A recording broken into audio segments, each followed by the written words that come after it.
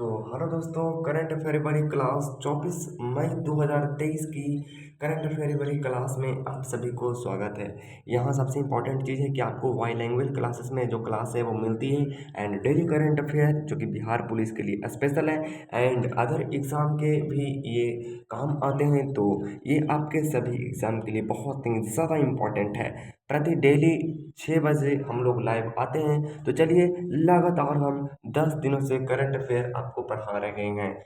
ज़्यादा दिन नहीं हुई है तो प्लीज़ वीडियो के एकदम शुरू से लेकर लास्ट तक देखिएगा। आपकी हर एक क्वेश्चन आपके कब काम आ जाएगी किसी को कोई पता नहीं है। तो चलिए हम लोग शुरू करते हैं। पहला नंबर जो हमारी क्वेश्चन पर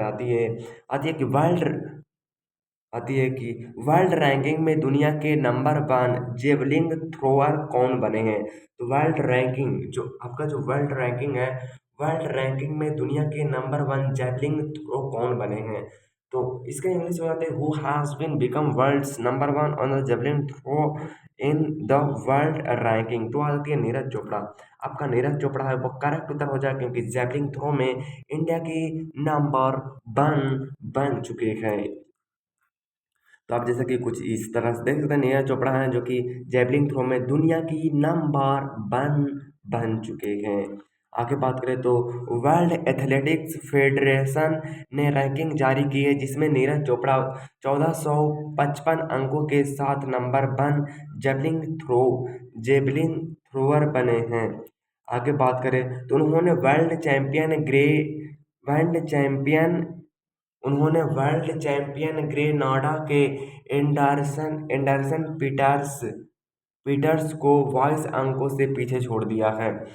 भारत के रोहित यादव 15वें और डीपी मनु 17वें स्थान के साथ टॉप 20 में शामिल हो गए हैं। आगे बात करें तो वर्ल्ड रैंकिंग में टॉप 5 जेवलिंग थ्रो है। सबसे पहला नंबर 1 पर है नीरज चोपड़ा जो कि भारत की है, जो कि सबसे नंबर 1 पर है। अगला है एंडरसन पीटर्स जो कि सेकंड नंबर पर है। ग्रेनाडा जो देश देश कहाँ का है, ग्रेनाडा का। उसके बाद में याकू वालचेचे, वो कहाँ का है, रैंकिंग उसका 3 है और चेक रिपब्लिक का है। उसके बाद में जिलियन जिलियन बीबर, वो है चौथा रैंक है जो कि जर्मनी का है। और फिर है अरशद नदीम जो कि पाकिस्तान के हैं, 5वें रैंक पर है। नीरज चोपड़ा नीरज चोपड़ा के करियर मेडल में जीता है, डायमंड लीग 2023 में जीता है। उसको 2022 में वर्ल्ड चैंपियनशिप जीता है जो कि सिल्वर का है। उसको ने डायमंड लीग जो जीता है वो 2022 में जीता है। टोक्यो ओलंपिक 2020 में जीता था, वो जीता था, गोल्ड जीता था। उसके बाद में एशियन चैंपियनशिप 2018 में, उसके बाद में कॉमनवेल्थ 2018 में, उसके बाद में एशियन चैंपियनशिप 2017, उसके बाद में साउथ एशियन 2016 में इन्होंने जीता था। नीरज चोपड़ा से कुछ रिलेटेड बातें। नीरज चोपड़ा का जन्म 24 दिसंबर 1997 को हरियाणा में हुआ था। Neeraj Chopra was born on 24 दिसंबर 1997 इन हरियाणा। नीरज चोपड़ा का जन्म हुआ था वो कब हुआ था, तो 24 दिसंबर 1997 को हरियाणा में हुआ था। 2018 में अर्जुन अवार्ड, 2021 में मेजर ध्यानचंद खेल रत्न अवार्ड और 2022 में पद्मश्री से सम्मानित किया गया है, 2018 में। आगे बात करें तो नीरज चोपड़ा पुणे के आर्मी स्पोर्ट्स इंडस्ट्रियन के स्टेडियम का नाम नीरज चोपड़ा स्टेडियम किया गया। पुणे के आर्मी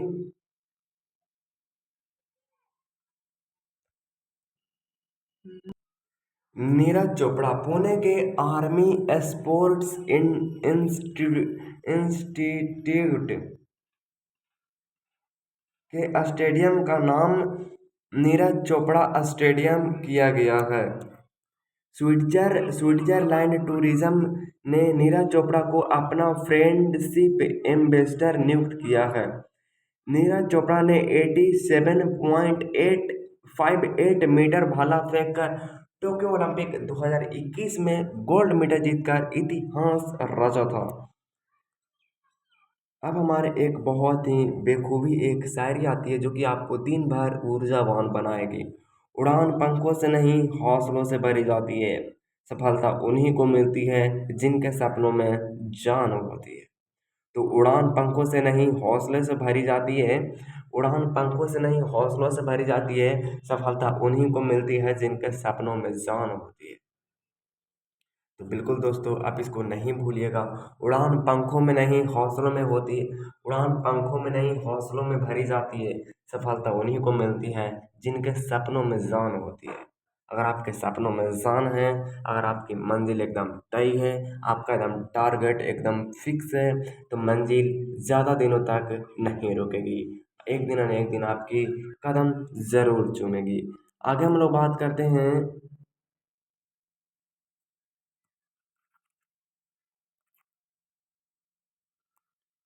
आगे हम लोग बात करते रेयाना रेयाना बरनाबी किस देश की पहली महिला अंतरिक्ष यात्री है जो अंतर्राष्ट्रीय अंतरिक्ष स्टेशन पहुंच गई है? रेयाना बरनाबी।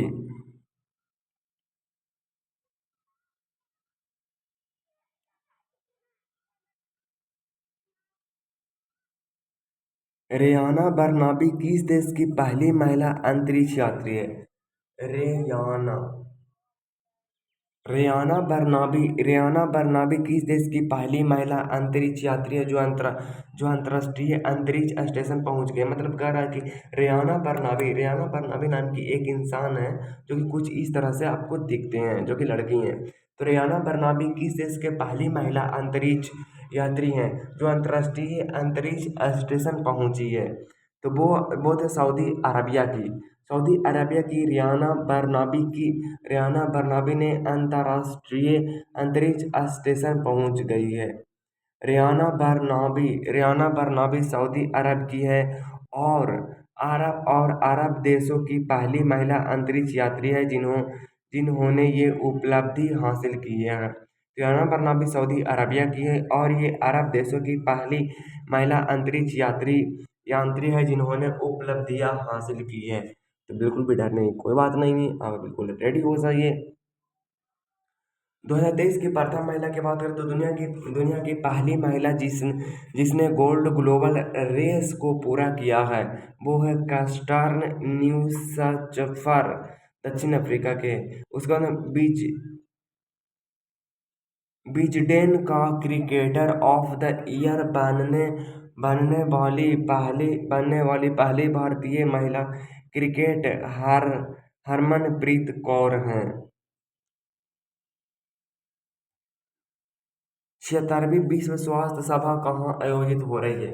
तो 76वां विश्व स्वास्थ्य सभा का आयोजित हो रही है। तो 76वीं हाँ तो 76वीं विश्व स्वास्थ्य सभा कहाँ आयोजित किया जा रहा है?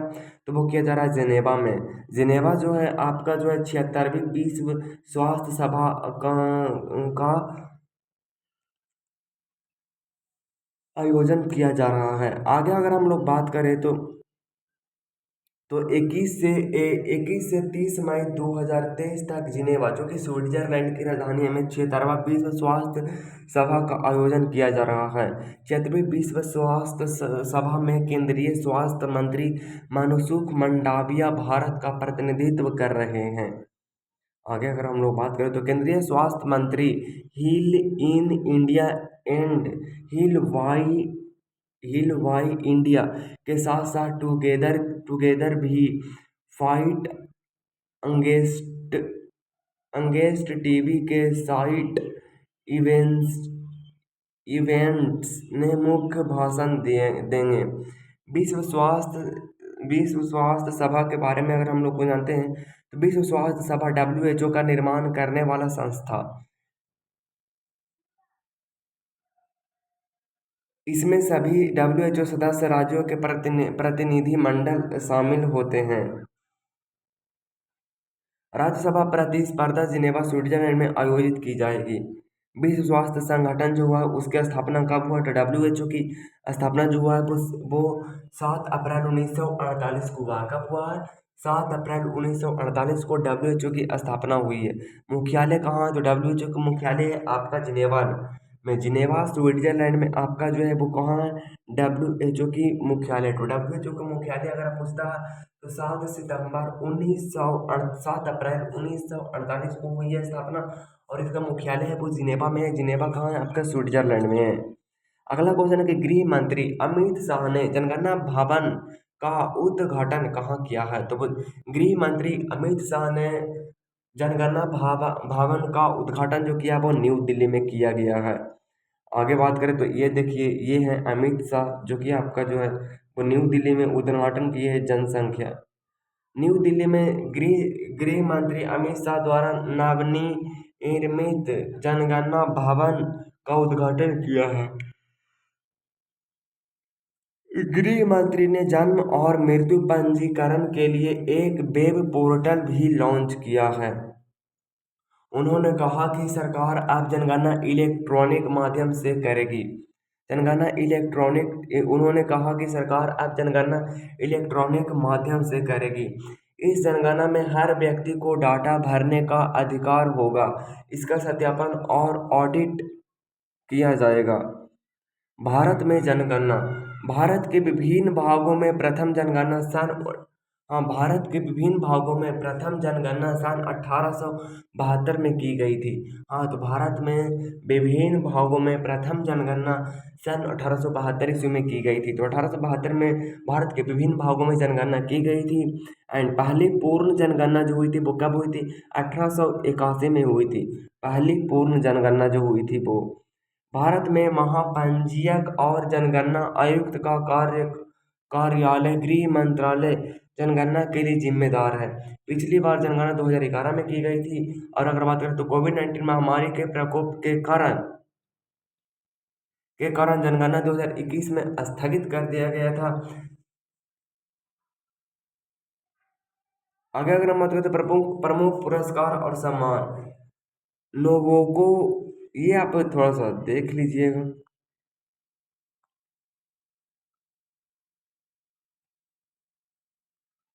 अल मोहद अल हिंदी 2023 नौसेना अभ्यास भारत और किस देश के बीच आयोजित किया जा रहा है। तो अल मोहद अल हिंदी 2023 नौसेना अभ्यास भारत और किस देश के बीच आयोजित किया जा रहा है। तो कह रहा है कि अल मोहद अल हिंदी 2023 नौसेना अभ्यास भारत और किस देश के बीच आयोजित किया जा रहा है। तो वो किया जा रहा है सऊदी अरबिया। अल मोहद और अल हिंदी 2023 नौसेना अभ्यास भारत के किस देश के बीच आयोजित किया जा रहा है। तो वो किया जा रहा है सऊदी अरबिया। अल मोहद अल 2023 INS ताराकस और INS सुभद्रा। अल मोहद अल हिंदी 2023 नौसेना अभ्यास से भाग ले रहे हैं। अब अल मोहद अल हिंदी भारत और सऊदी अरबिया के बीच एक संयुक्त नौसेना अभ्यास है। यह अल मोहद अल हिंदी अभ्यास का दूसरा संस्करण है। यह अभ्यास 21 से 25 मई तक 2023 तक अल अल जुबैल सऊदी अरबिया में आयोजित किया जाएगा। इस अभ्यास का पहला संस्करण 2021 में आयोजित किया गया था। अल मोहद अल हिंदी अल अभ्यास, इस अभ्यास को आयोजित करने का फैसला 2019 में भारत और सऊदी अरबिया के द्वारा लिया गया था। परीक्षा संजीवनी हाल ही में आयोजित प्रमुख युद्ध अभ्यास धर्म गार्जियन। केरल विधानसभा के रजत जयंती समारोह का उद्घाटन किसने किया है। Who inaugurated the silver jubilee celebration of the Kerala. Kerala विधानसभा भवन के रजत जयंती समारोह का उद्घाटन किसने किया है। तो किया जगदीप धनखड़। केरल विधानसभा भवन के रजत जयंती समारोह का उद्घाटन किसने किया है। तो वो किया गया है जगदीप धनखड़।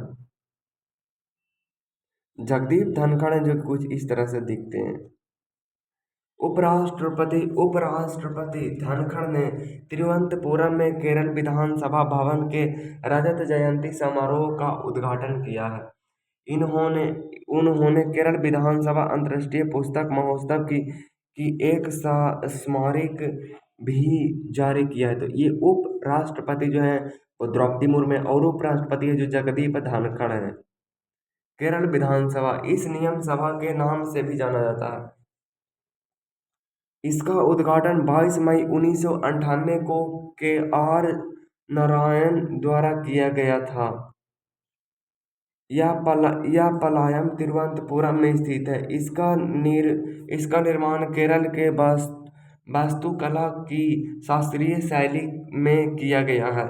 इसमें कई समकालीन शैलियों का प्रभाव है। केरल से संबंधित करंट अफेयर की बात करें तो केरल ने खेल संस्कृति को पुनर्जीवित करने की एक खेल मैदान शुरू किया। केरल ने गर्मियों में पानी की कमी की समस्या से निपटने के लिए पहली बार जल बजट अपनाया है। भारतीय क्रिकेट टीम का नया किट स्पोर्ट्स किसने नियुक्त किया गया? भारत क्रिकेट टीम का नया किट स्पोर्ट्स किसने नियुक्त किया है? तो वो क्या गया? एडिडास ने भारतीय क्रिकेट टीम का नया किट स्पोर्ट्स नियुक्त किया है। जैसा कि आप देख सकते हैं भारतीय क्रिकेट टीम का नया किट स्पोर्ट्स किसे नियुक्त किया गया? तो who has been appointed as the new kit sports sponsor sponsor of the Indian cricket team. तो एडिडास एक जर्मन कंपनी है जो खेल के जूते, परिधान और सामग्री का निर्माण और डिजाइन करती है। ये एक जर्मनी की कंपनी है। मतलब कि आपका जो एडिडास है वो एक जर्मनी का कंपनी का मुख्यालय जर्मन औराक जर्मनी में स्थित है। भारतीय cricket controller board BCCI board of control for cricket in India BCCI Bharat में पुरुषों और महिलाओं के क्रिकेट का शासी निकाय है। इसकी स्थापना 1928 ईस्वी में हुई थी। ग्रांट गोवन बीसीसीआई के पहले अध्यक्ष थे। ग्रांट गोवन जो थे वो बीसीसीआई के पहले अध्यक्ष थे। मुख्यालय मुंबई महाराष्ट्र में है और यह अध्यक्ष रोजर बिन्नी में है। ओडिशा के मुख्यमंत्री नवीन पटनायक के अपने मंत्रिमंडल में कितने नए मंत्रियों की शामिल किया गया? ओडिशा के मुख्यमंत्री नवीन पटनायक ने अपने मंत्रिमंडल में कितने नए मंत्रियों को शामिल किया गया? तो वो किया गया 3 लोगों को। ओडिशा के मुख्यमंत्री नवीन पटनायक ओडिशा के मुख्यमंत्री कौन है? तो नवीन पटनायक ने अपने मंत्रिमंडल में 3 नए मंत्रियों को शामिल किया। 3 वरिष्ठ विधायक विक्रम केसरी अरुआखा, सुदाम मरांडी और शारदा नायक को ओडिशा सरकार में मंत्री बनाया गया था। राज्यपाल प्रो गणेशी लाल ने लोक सेवा भवन में इन मंत्रियों को पद एवं गोपनीयता की शपथ दिलाई। राज्यपाल प्रो गणेशी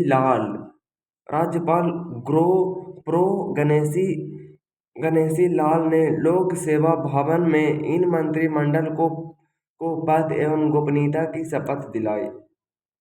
अनुच्छेद 164 में कहा गया है कि मुख्यमंत्री की अध्यक्षता वाली मंत्रिपरिषद की संख्या विधानसभा की संख्या के 15% से अधिक नहीं हो सकती, लेकिन यह 12 सदस्यों से कम भी नहीं हो सकती।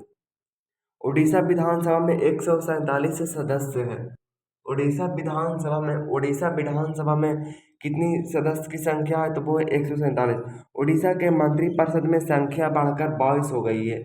ओडिशा के मंत्रिपरिषद में संख्या बढ़कर 22 हो गई है। तो शरत बाबू का निधन हो गया है, वह कौन थे? तो शरत बाबू जो थे वो अभिनेता थे। शरत बाबू जो थे वो एक शरत बाबू का निधन हो गया है, वह थे एक अभिनेता थे। मैक्सिको मैक्सिको के महान फुटबॉलर एंटोनिया कार्वाजल का 93 साल की उम्र में निधन हो गया है। मैक्सिको के महान फुटबॉलर एंटोनिया कार्वाजाल का उसका 93 साल की उम्र में निधन हो गया। निर्देशक प्रदीप सरकार का 67 साल की उम्र में निधन हो गया। हिंदुजा बंधु हिंदुजा बंधुओं में सबसे बड़े और हिंदुजा ग्रुप के अध्यक्ष श्री चंद परमानंद हिंदुजा का लंदन में निधन हो गया है। दिग्गज अभिनेता शरत बाबू का हैदराबाद के एक अस्पताल में निधन हो गया है। उनका जन्म 21 जुलाई 1951 को आंध्र प्रदेश के अमुदल वलासा में सत्यम बाबू दीक्षितुलु के रूप में हुआ है। दिग्गज अभिनेता मामू कोया का 76 बरस की आयु में निधन हो गया है। पंजाब के पूर्व मुख्यमंत्री प्रकाश सिंह का बादल का निधन हो गया। विश्व कछुआ दिवस कब मनाई जाती है? तो विश्व कछुआ दिवस 21 मई को मनाई जाती है। विश्व कछुआ दिवस जो मनाई जाती है वो 21 मई को मनाई जाती है। राष्ट्रीय आतंकवाद विरोधी दिवस राष्ट्रीय आतंकवाद विरोधी दिवस जो मनाई जाती है वो 21 मई को मनाए जाते हैं। विश्व मेट्रोलॉजी दिवस मनाए जाते हैं 20 मई को। और विश्व एड्स टीका दिवस मनाई जाती है 18 मई को। कछुओं और कछुओं की सुरक्षा के बारे में जागरूकता फैलाने के लिए जो है 23 मई को विश्व कछुआ दिवस के रूप में मनाई जाती है। यह दिवस 2000 में शुरू की गया था। कछुओं की प्रजातियां विश्व की सबसे पुरानी जीवित प्रजातियां में से एक है। आज विश्व में कछुओं की 300 से भी अधिक प्रजातियां हैं, जिसमें से लगभग 130 IUCN के द्वारा संकटापन्न घोषित की गई है। भारत में कछुओं की 29 प्रजातियां पाई जाती है। भारत में कछुओं की 29 प्रजातियां पाई जाती है। और कछुए भारतीय वन्य जीव संरक्षण अधिनियम 1972 की विभिन्न अनुसूचियों के अंतर्गत संरक्षित होती है। आगे हम लोग बात करें तो अगला नंबर हमारा क्वेश्चन आता है, कहता है कि G20 टूरिज्म वर्किंग ग्रुप की मीटिंग किस राज्य या केंद्र शासित प्रदेश में किया जाएगा? तो G20 टूरिज्म वर्किंग ग्रुप की मीटिंग किस राज्य या केंद्र शासित प्रदेश में किया जाएगा? तो जम्मू एंड कश्मीर में आपका G20 टूरिज्म वर्किंग की मीटिंग की जाएगी। आगे अगर बात करें तो फिजी के सर्वोच्च सम्मान companion of the order of Fiji से किसे सम्मानित किया गया है? तो फिजी के सर्वोच्च सम्मान companion of the order of Fiji से सम्मान किया गया है। नरेंद्र मोदी को सम्मान किया गया है। लॉन्ग जंपर शैली सिंह ने सेइको गोल्डन ग्रां प्री में कौन सा मेडल जीता है? तो ब्रॉन्ज मेडल जीता है। जैव विविधता के लिए अंतर्राष्ट्रीय दिवस कब मनाई जाती है? तो जैव विविधता के लिए अंतर्राष्ट्रीय दिवस 22 मई को मनाई जाती है। जैविक विविधता के लिए अंतर्राष्ट्रीय दिवस जो मनाई जाती है वो 22 मई को मनाई जाती है।